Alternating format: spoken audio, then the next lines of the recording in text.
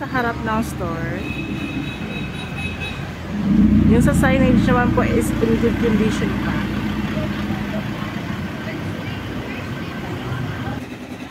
Ito po yung display sa harap, yung straight rack po. Every week po, change yung kulay, yung na-display. So far po, okay naman po, since yan po yung binalik namin na display, medyo okay na po yung benta namin sa Tri-Fit. So advice ko talaga is dyan po talaga ilagay yung Tri-Fit natin na display. So ito po yung display sa glass tower.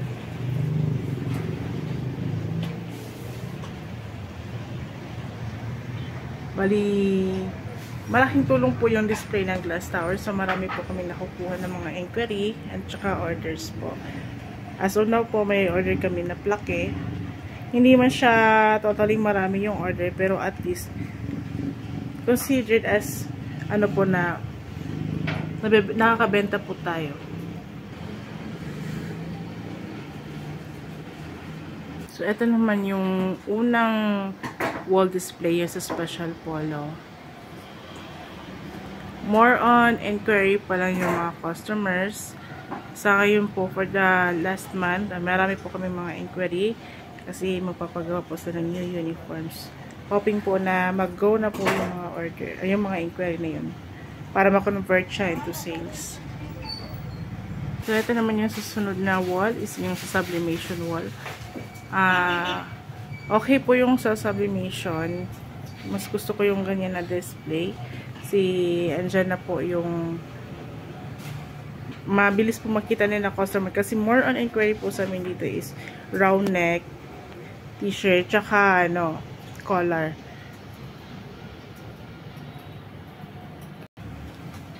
Sa jacket display naman, masasabi kong effective yung display.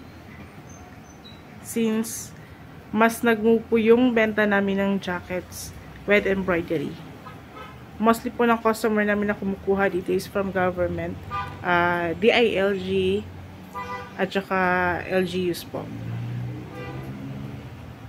Ito naman po yung display namin sa gift ideas.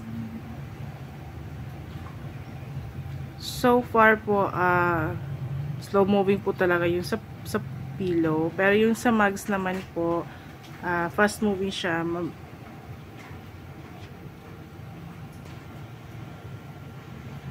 Lalo na po yung sa 15 ounce mugs. Mas gusto ng mga customer yung sa 15 ounce mug.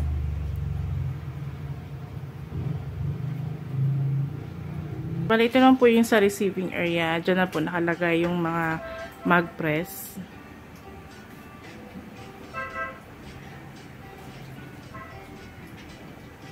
Diyan na rin po nakalagay yung sa tablet, yung ating mga booklets.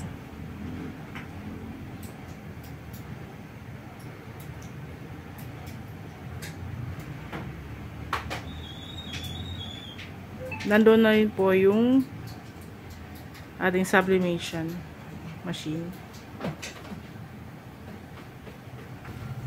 Bali, dito naman po nakalagay yung DTF area. Likod niyan is yung sa cashier.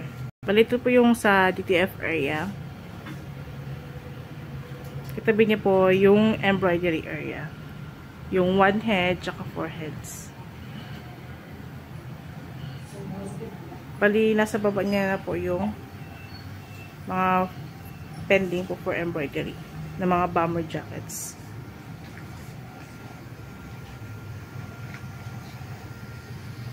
Ito naman po yung sa cashier area.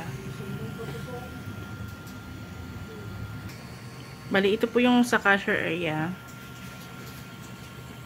Diyan po nakalagay yung die printer. Tsaka isang celluloid.